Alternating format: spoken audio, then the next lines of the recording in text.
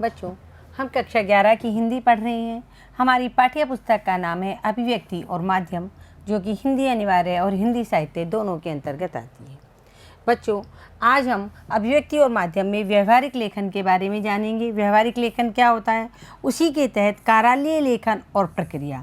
कार्यालय लेखन का मतलब कार्यालय में जो पत्र लिखे जाते हैं, एक स्थान से दूसरे स्थान पर, एक कार्यालय से दूसरे कार्यालय को जो पत्र लिखे जाते हैं वो किस प्रकार लिखे जाते हैं और उन पत्रों के ऊपर किस प्रकार प्रक्रिया चलती है, उसके बारे में आज हम यहाँ जानेंगे। तो देखो बच्चों, जवाब देना है किसी ऐरे गहरे को नहीं, बल्कि मुझे समंदर को जवाब देना है। ये एक बहुत बड़े हिंदी कवि थे वेणुगोपाल। वो कह रहे हैं सरकारी कार्यालयों के बारे में। जब एक सरकारी पत्र किसी एक कार्यालय से दूसरे कार्यालय पे जाता है तो उसका जवाब देना पड़ता है।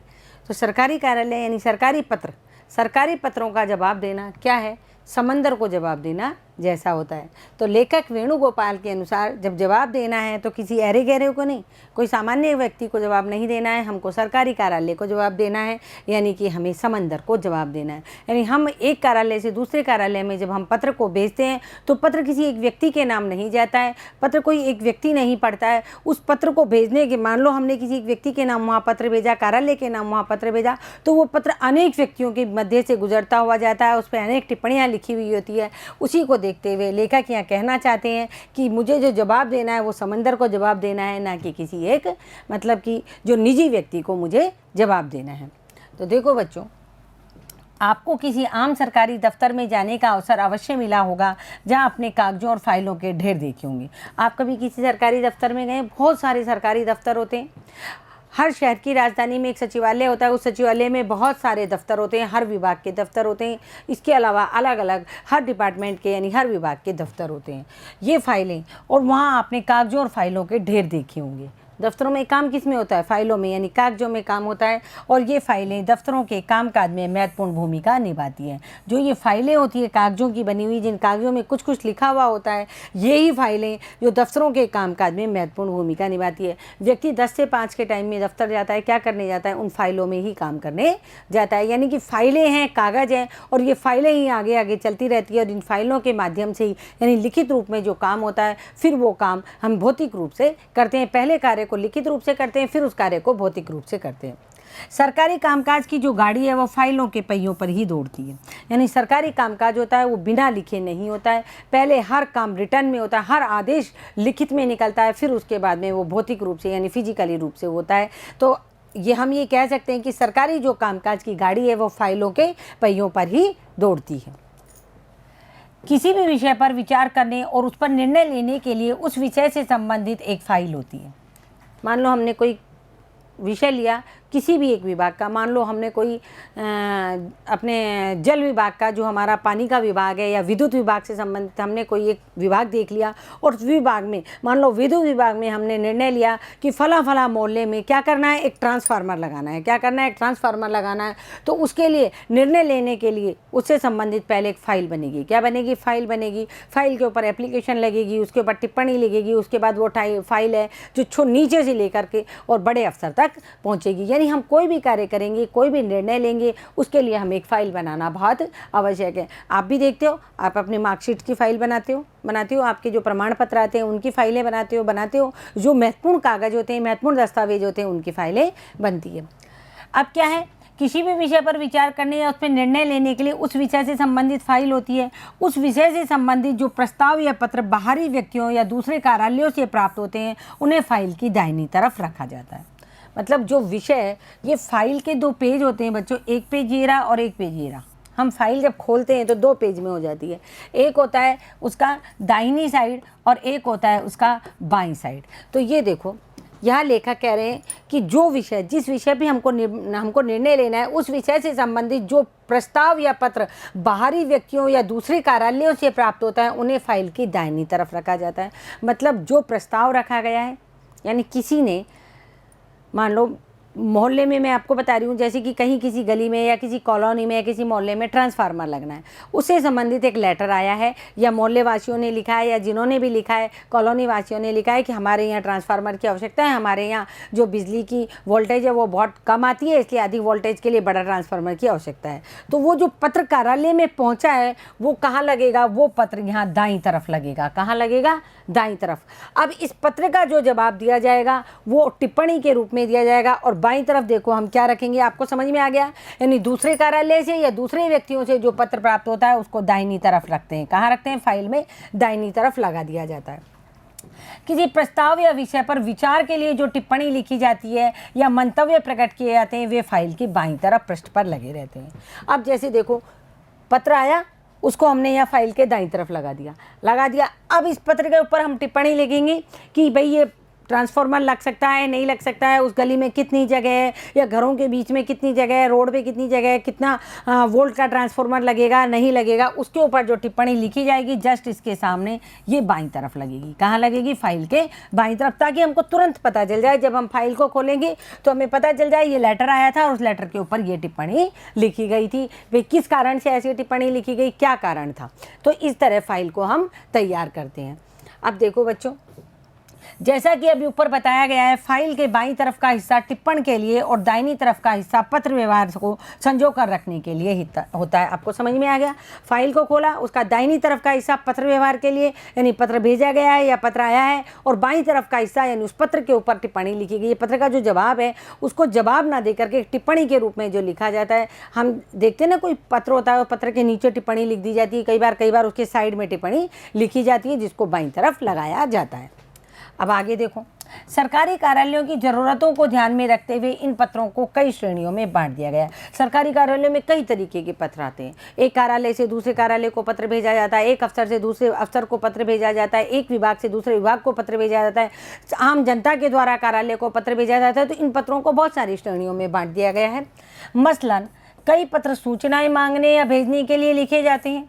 कुछ पत्रों द्वारा मुख्यालय या बड़े अधिकारी अपने अधीनस्थ कार्यालयों या अधीनस्थ कर्मचारियों को आदेश भेजते हैं। देखो पत्रों के कई सारे प्रकार हैं, मैंने बताया। उसके अलावा कई पत्र सूचनाएं मांगने या भेजने के लिए लिखे जाते हैं, यानी ऊपर के ऑफिस से, ऊपर के कार्यालय से नीचे के कार्यालय वालों से जो सूचनाएं मांगी जाती है। जैसे हम अब शिक्षा विभाग को ले, शिक्षा विभाग वाले जब विद्यालयों से सूचना मांगते हैं तो वो पत्र लिख करके विद्यालयों को भेजते हैं, एक पत्र निकालते हैं, उसके ऊपर शिक्षा निदेशालय के उसके सिग्नेचर होते हैं, यानी उसके हस्ताक्षर होते हैं, और वो पत्र शिक्षा विभाग से आता है विद्यालयों में कि हमको तो आपके विद्यालय से ये निम्न सूचनाएं चाहिए। तो एक तरीके का पत्र ये होता है सूचनाएं मंगाने या भेजने के लिए कि मुझे इस तरीके की सूचना हमको भेजो। कुछ पत्रों द्वारा मुख्यालय या बड़े अधिकारी अपने अधीनस्थ कार्यालयों या अधीनस्थ कर्मचारियों को आदेश भेजते हैं। कुछ पत्र ऐसे होते हैं जिसमें बड़े अधिकारी क्या करते हैं, अपने नीचे जो अधीनस्थ कार्यालय है उसमें जो कर्मचारी है उनको आदेश भेजते हैं। तो इस तरीके की पत्र के रूप में आदेश भेजा जाता है।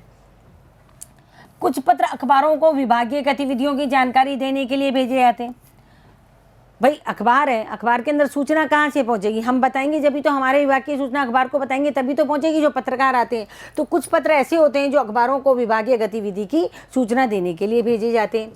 हर श्रेणी के पत्र के लिए एक विशेष स्वरूप निर्धारित कर दिया गया है, यानी हर श्रेणी का मतलब कौन सा पत्र किस तरह किसको भेजा गया है उसका एक स्वरूप निर्धारित किया गया है। इस पाठ में हम उन्हीं अलग अलग स्वरूपों की चर्चा करेंगे, यानी कि जो सूचना मांगने के लिए पत्र कैसा होता है, सूचना भेजने के लिए पत्र कैसा होता है, बड़े ऊपर वाले अधिकारी के द्वारा अधीनस्थ कर्मचारियों से को आदेश देने का जो प्रपत्र होता है, यानी जो पत्र हम लिखते हैं उसका स्वरूप कैसा होता है, अखबारों को विभागीय गतिविधि की जानकारी देने का पत्र का स्वरूप कैसा होता है, इन स्वरूपों को हम जानेंगे। और बच्चों मैं आपको एक बात बता देती हूँ, जितने भी सरकारी पत्र होते हैं वो सारे औपचारिक यानी फॉर्मल पत्र होते हैं। अब देखो, इन स्वरूपों की जानकारी प्राप्त करने के लिए हम किसी कार्यालय में चलते हैं।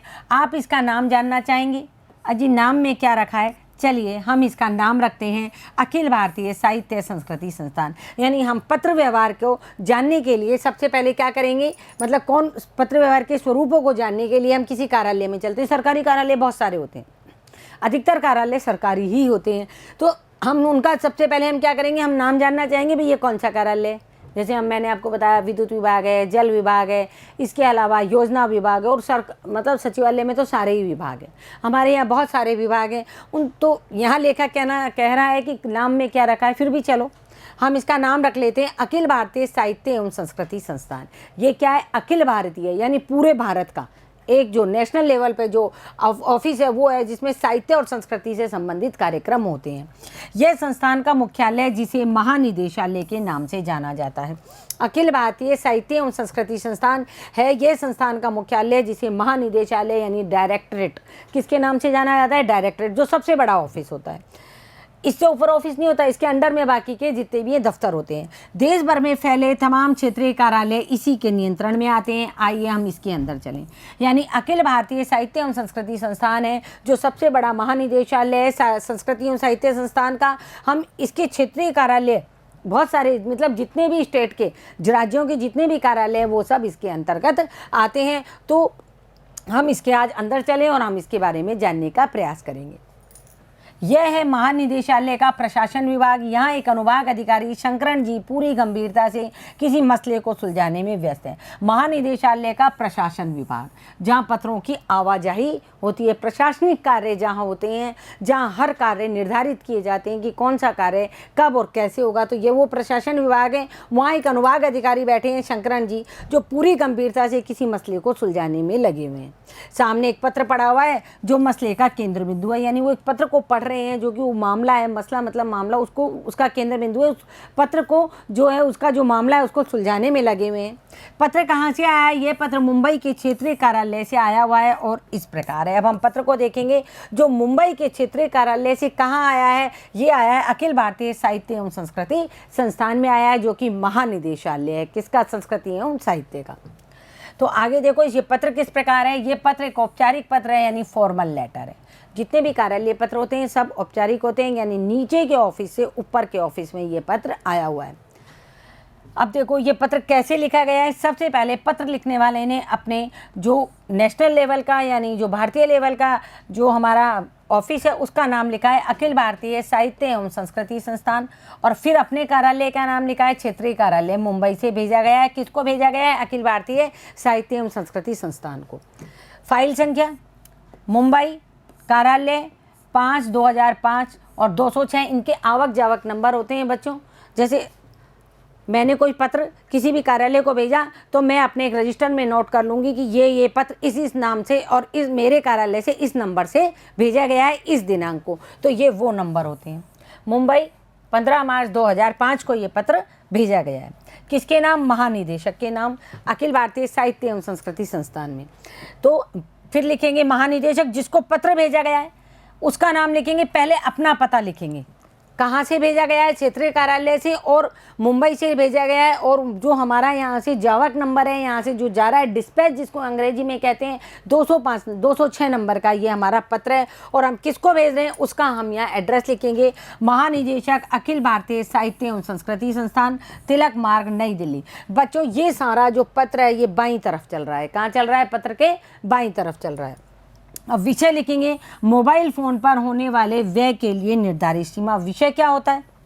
विषय वो होता है जो हम पूरा पत्र लिखेंगे उसका एक छोटा सा सार होता है। मतलब हम किस विषय पर पत्र लिख रहे हैं। जैसे अपन स्कूल के लिए अपने प्रधानाध्यापक को पत्र लिखते हैं ना कि मुझे एक दिन की छुट्टी चाहिए, तो विषय डालते हैं कि एक दिन के अवकाश हेतु। तो यहाँ विषय है मोबाइल फ़ोन पर होने वाले व्यय के लिए निर्धारित सीमा, यानी मोबाइल फ़ोन पर जो खर्च होता है सरकारी कामकाज में उसके जो व्यय हो रहा है उसके लिए एक निर्धारित सीमा के लिए इसमें एक पत्र लिखा गया है। किसी मुंबई क्षेत्रीय कार्यालय से दिल्ली को लिखा गया है अखिल भारतीय साहित्य एवं संस्कृति संस्थान महानिदेशक को यह पत्र लिखा गया है। अब पत्र में क्या लिखा गया है?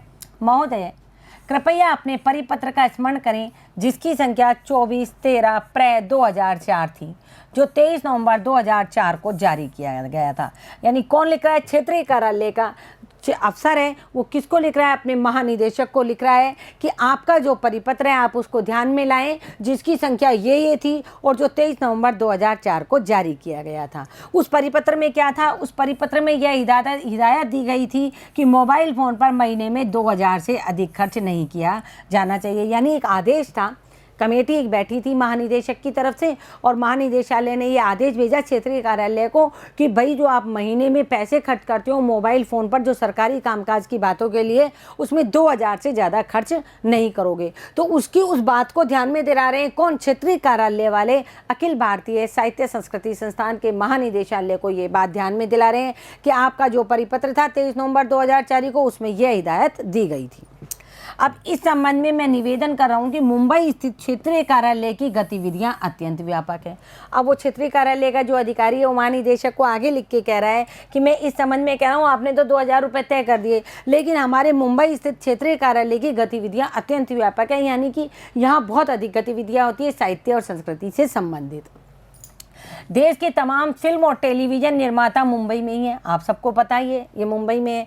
इनकी वजह से विभिन्न विधाओं के कलाकार बड़ी संख्या में मुंबई में ही निवास करते हैं। विधाएं जानते हो, साहित्य की जितनी भी विधाएं हैं। साथ ही निदेशक को देश के विभिन्न नगरों में स्थित कार्यालयों एवं क्षेत्रीय कार्यालयों से भी निरंतर संपर्क में रहना पड़ता है। साथ ही संस्थान की गतिविधियों के लिए प्रायोजक जुटाने के सिलसिले में देश के विभिन्न औद्योगिक संगठनों से भी लगातार बात करनी पड़ती है। यानी क्षेत्रीय कार्यालय का अधिकारी महानिदेशक के सामने अपनी बात रख रहा है कि सर आपने 24 तारीख को जो परिपत्र निकाला उसके अनुसार आपने 2000 रुपये तय कर दिए, लेकिन हम मुंबई क्षेत्रीय कार्यालय से हैं और यहाँ जो मुंबई है वो क्या है, कला और संस्कृति का देश है। यहाँ पर क्या है, तमाम फिल्म और टेलीविज़न निर्माता सब मुंबई में रहते हैं, सारी विधाओं के जो जितने भी लेखक हैं वो सब यहीं रहते हैं। तो उनसे बातचीत करने में, इसके साथ ही देश के निदेशक को देश के विभिन्न नगरों में स्थित कार्यालय और क्षेत्रीय कार्यालय से भी निरंतर संपर्क में रहना पड़ता है, क्योंकि मुंबई क्या है, मुंबई में बहुत अधिक फिल्मों का, टेलीविज़न जितने भी कार्यक्रम होते हैं वो सब मुंबई में होते हैं। इसलिए जो क्षेत्रीय कार्यालय का निदेशक है उसे क्या करना पड़ता है, अन्य जो राज्य हैं उनसे भी संपर्क में रहना पड़ता है। साथ ही संस्थान की गतिविधियों के लिए, संस्थान की गतिविधियां जो चलानी पड़ती है, जैसे दूरदर्शन है, अब तो दूरदर्शन सरकार से अलग हो गया, पहले दूरदर्शन सरकार में ही था। तो इन गतिविधियों को चलाने के लिए, प्रायोजक जुटाने के लिए, आप देखते हो ना कोई भी प्रोग्राम आता है उससे पहले एडवर्टाइजमेंट आते हैं ना। वो एडवर्टाइजमेंट क्या है, वो उन एडवर्टाइजमेंट से उसको जो सीरियल चल रहा है या निदेशक है उसको पैसे मिलते हैं, या सरकार को उससे, सरकारी कार्यक्रम है तो सरकार को उससे पैसे मिलते हैं। तो ये जो निदेशक है, क्षेत्रीय निदेशक, ये कह रहा है प्रायोजक जुटाने के लिए देश के विभिन्न औद्योगिक संगठनों से भी मुझे लगातार बात करनी पड़ती है। भाई औद्योगिक संगठनों से बात करेंगे तभी तो प्रायोजक जुटा पाएंगे। प्रायोजक आप जानते हो ना कि कोई भी प्रोग्राम आ रहा है उससे पहले आता है इस फिल्म के प्रायोजक ये हैं, यानी ये फिल्म है, ये वाली फिल्म है, इसको ये मतलब औद्योगिक संगठन है जो प्रायोजित कर रहा है, तो उससे क्या है, उससे पैसे मिलते हैं। किसको? उस संस्थान को, जो संस्थान उस फिल्म को दिखा रहा है, तो उनसे भी बात करनी पड़ती है। ऊपर बताए गए तथ्यों की वजह से 2000 रुपये मासिक की सीमा मुंबई कार्यालय के लिए कम पड़ रही है। अब क्षेत्रीय निदेशक है वो महानिदेशक को कह रहा है कि इन सब कारणों की वजह से 2000 रुपये की सीमा जो आपने तय की है वो मुंबई कार्यालय के लिए मोबाइल फ़ोन पर बात करने के लिए कम पड़ रही है। पिछले 6 महीनों से ये देखा जा रहा है कि मासिक खर्च 6000 रुपये के आसपास आता है। भाई तुमने तो 2000 रुपये तय कर रखे हैं ऊपर कार्यालय ने तो, लेकिन मैं देख रहा हूँ पिछले 6 महीनों से कम 1 महीने के 6000 रुपये आ रहे हैं। अतः आपसे निवेदन है कि मुंबई कार्यालय की विशेष स्थिति को ध्यान में रखते हुए मोबाइल फ़ोन पर मासिक खर्च की सीमा बढ़ाकर 6000 रुपये कर दी जाए। अब वो जो क्षेत्रीय निदेशक है वो महानिदेशक से क्या मांग कर रहा है कि मुंबई कार्यालय की ये विशेष परिस्थितियाँ हैं, और कोई स्टेट में और कोई राज्य में इतनी ज़रूरत नहीं है, लेकिन मुंबई में ज़्यादा ज़रूरत है, इसलिए उसको ध्यान में रखते हुए मोबाइल फ़ोन पर जो महीने का खर्च आता है उसकी सीमा बढ़ाकर 2000 से 6000 रुपये कर दी जाए। भाव दिए राकेश कुमार निदेशक, यानी जो क्षेत्रीय निदेशक है मुंबई का राकेश कुमार, उसने अपना यहाँ नाम लिखा है, साथ ही वो अपने यहाँ साइन भी करेगा। क्या करेगा? यहाँ अपने साइन भी करेगा, कि यहाँ केवल नाम के साथ में अपने साइन कर देगा। अब आगे देखो, अब ये जो सरकारी पत्र हमने पढ़ा है जो कि क्षेत्रीय निदेशालय से महानिदेशालय को भेजा गया है, मुंबई क्षेत्रीय निदेशालय से, इस पत्र में जो बातें आई हैं उन पत्रों को हम अब देखेंगे कि क्या बातें इसमें ध्यान देने योग्य थी। पहली, सरकारी पत्र हमेशा औपचारिक पत्र की श्रेणी में आते हैं, मैंने आपको शुरुआत में ये बात बताई थी। दूसरा, प्राय ये पत्र एक कार्यालय, विभाग अथवा मंत्रालय से दूसरे कार्यालय, विभाग या मंत्रालय को लिखे जाते हैं। ये जितने भी औपचारिक पत्र हैं ये एक कार्यालय, विभाग अथवा मंत्रालय से दूसरे कार्यालय, विभाग या मंत्रालय को लिखे जाते हैं। हमने जो पत्र पढ़ा है वो भी कहाँ से लिखा गया है? वो क्षेत्रीय कार्यालय से कहाँ लिखा गया है? महानिदेशालय को लिखा गया है, यानी क्षेत्रीय निदेशालय से महानिदेशालय को लिखा गया है। पत्र के शीर्ष पर कार्यालय, विभाग या मंत्रालय का नाम व पता लिखा जाता है। हमने देखा पहले किसको पत्र लिखा गया? अखिल भारतीय साहित्य एवं संस्थान को पत्र लिखा गया, क्षेत्रीय कार्यालय द्वारा लिखा गया। फिर जिस कार्यालय के द्वारा लिखा गया उस कार्यालय ने अपने क्या आवक नंबर डाले, डेट डाली, अपने कार्यालय का नाम डाला। फिर उसके बाद जिसको दिया गया सारा काम यहाँ इस साइड में हो रहा था, इस तरफ हो रहा था, बाईं तरफ। और पत्र के शीट्स पर उसके बाद में हमने देखा जिसको भेजा गया है उसका नाम पता लिखा गया ना। पत्र के बाईं तरफ फाइल संख्या लिखी जाती है, जिससे ये स्पष्ट हो सके कि पत्र किस विभाग द्वारा किस विषय के तहत कब लिखा जा रहा है। फाइल संख्या लिखी थी अपन ने, बाईं तरफ में लिखी थी फाइल संख्या, कार्यालय संख्या, दिनांक और जावक नंबर, डिस्पैच नंबर डाले थे। और जिसे पत्र लिखा जा रहा है उसका नाम, पता आदि भी बाईं तरफ लिखा जाता है। यानी ये सब लिख करके हमने, और उसके बाईं तरफ नीचे की तरफ जिसको पत्र लिख रहे हैं उसका नाम पता लिखा अपन ने। अधिकारी का नाम भी दिया जाता है, अधिकारी का नाम भी लिखा अपन ने। सेवा में का प्रयोग, आजकल क्या है बच्चों, सेवा में का प्रयोग धीरे धीरे खत्म होता जा रहा है। इसके अलावा हम जो अनौपचारिक पत्र लिखते हैं उसमें भी सेवा का या महोदय का ये शब्द कम होते जा रहे हैं। इसकी जगह डियर इंग्लिश में और हिंदी में प्रिय शब्द काम में आ रहा है। यानी किसी अधिकारी को यदि कोई अनौपचारिक पत्र भी लिखा जा रहा है तो वह उसको प्रिय भी लिख सकता है, प्रिय महोदय या जो प्रिय जो भी हैं वो लिख सकता है। लेकिन सेवा में जो शब्द है इसका प्रयोग आजकल धीमे धीमे कम होता जा रहा है। विषय शीर्षक के अंतर्गत संक्षेप में यह लिखा जाता है कि पत्र किस प्रयोजन या किस संदर्भ में लिखा जाता है। विषय मैंने आपको बताया कि जब हमने विषय देखा ये सब चीज़ लिखने के बाद, तो विषय के अंतर्गत क्या आता है कि पत्र किस प्रयोजन के लिए लिखा जा रहा है, किस कारण से लिखा जा रहा है, किस काम के लिए लिखा जा रहा है। इस संदर्भ में हम वहाँ लिखते हैं कि पत्र है जो इस विषय के लिए लिखा जा रहा है। विषय के बाद बाईं तरफ महोदय संबोधन लिखा जाता है, बाईं तरफ लिख रहा है। ज़्यादातर पत्र क्या है बाईं तरफ से शुरू होता है। पत्र की भाषा सरल एवं सहज होनी चाहिए। क्लिष्ट यानी कठिन, बहुत कठिन शब्दों का प्रयोग से इसमें हमको बचना चाहिए। अब देखो, अनेक बार सटीक अर्थ प्रेषित करने के लिए प्रशासनिक शब्दावली का प्रयोग करना ही उचित होता है।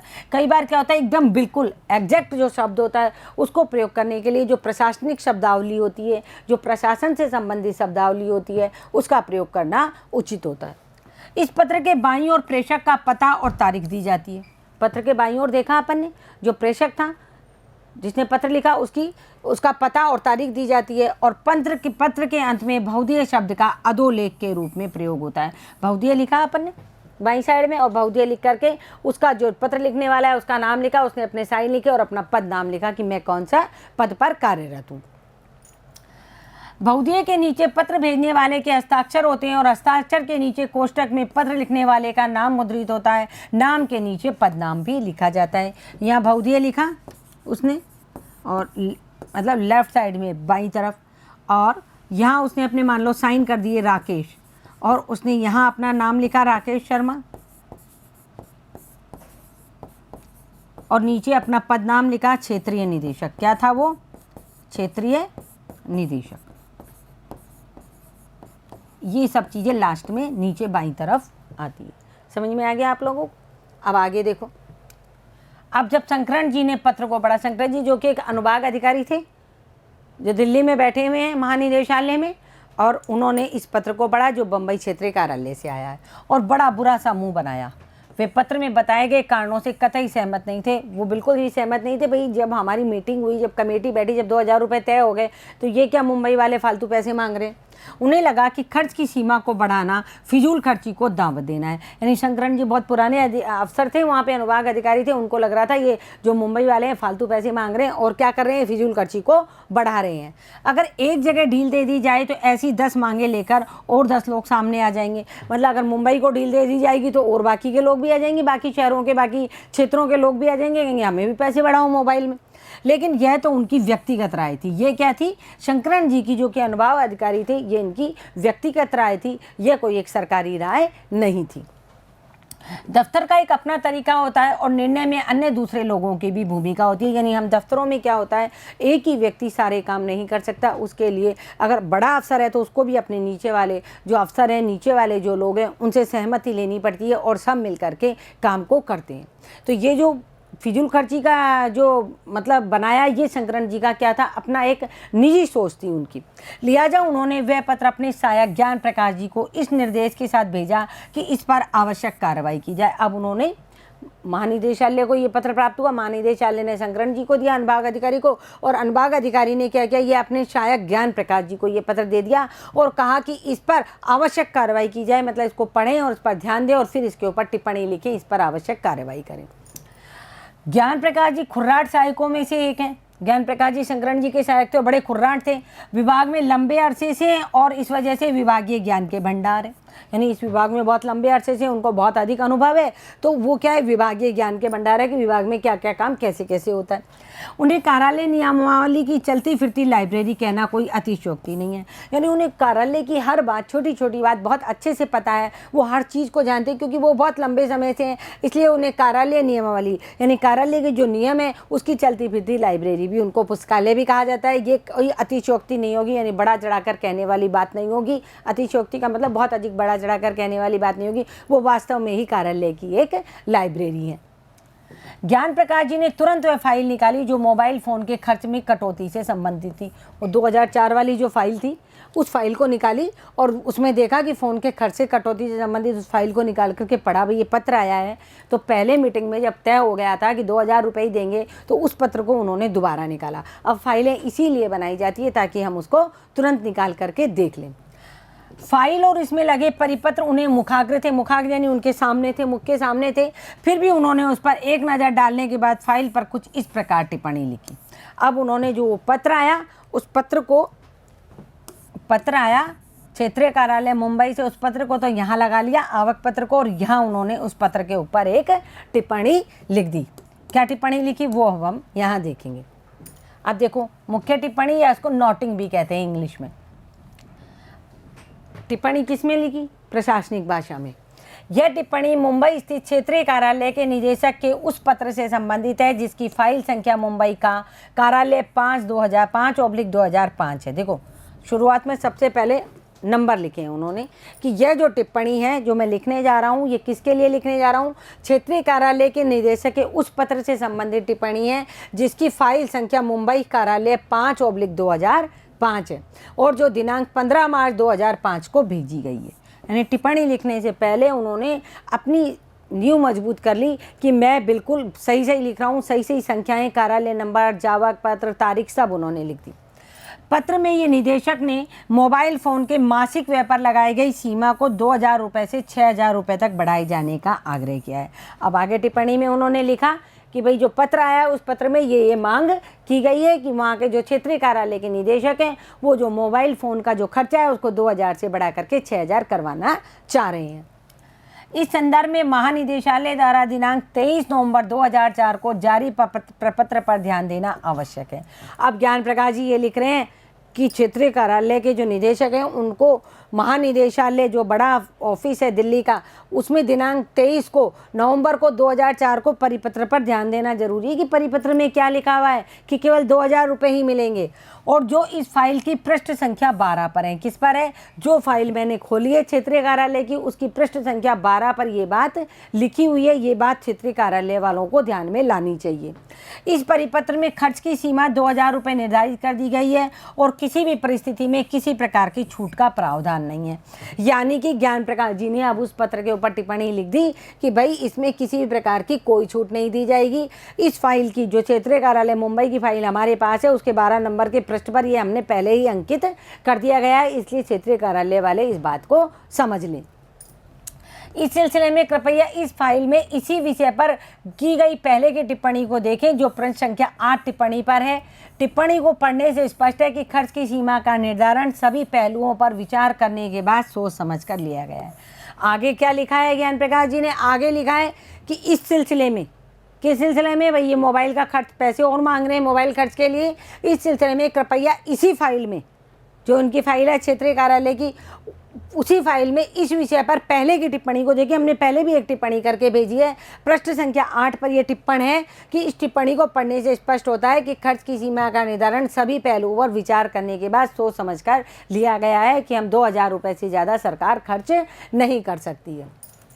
यह भी विचारणीय है कि खर्च की सीमा बोर्ड की स्वीकृति से निर्धारित हो। हुई है। यानी यह भी विचारणीय है कि क्षेत्रीय कार्यालय ये भी विचार कर ले कि जो खर्च की सीमा है वो बोर्ड बैठा था महानिदेशालय में, उस बोर्ड की स्वीकृति से ये निर्धारित हुई है। बिना बोर्ड की अनुमति में इसमें किसी प्रकार का बदलाव संभव नहीं है। यानी पहले महानिदेशालय में महानिदेशक बैठे और कमेटी के बोर्ड के मेंबर बैठे और उन्होंने ही मोबाइल खर्च जो था वो तय किया। अब दोबारा यदि आप बढ़वाना चाहते हो तो दोबारा मीटिंग बैठेगी, कमेटी बैठेगी, तब ये कुछ बदलाव हो सकता है। बिना बोर्ड की सहमति के इसमें कोई बदलाव संभव नहीं है। विचारार्थ प्रस्तुत कर दिया इन्होंने, अनुभाग अधिकारी को भेज दिया, शंकरण जी को लिख करके।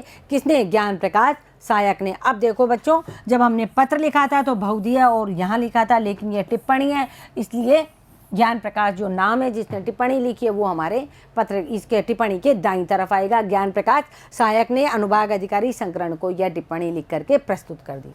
तो बच्चों, आपने देखा कि कार्यालय पत्र किस प्रकार के होते हैं, किस प्रकार कहाँ कार्यालय पत्र आते हैं, उन्हें कहाँ लगाया जाता है, उसके ऊपर टिप्पणी लिख करके कहाँ किस प्रकार लगाई जाती है, किस प्रकार पते लिखे जाते हैं और किस प्रकार ये औपचारिक पत्र हैं जो एक कार्यालय से दूसरे कार्यालय में भेजे जाते हैं। तो आप इस पत्र को पढ़िए और पत्र को पढ़ करके इसको लिखने का तरीका समझिए। सबसे इसमें महत्वपूर्ण कार्य है लिखने का तरीका समझना। आप इस तरीके को समझिए। अगली कक्षा में हम दूसरा पत्र पढ़ने का प्रयास करेंगे। तब तक के लिए धन्यवाद बच्चों।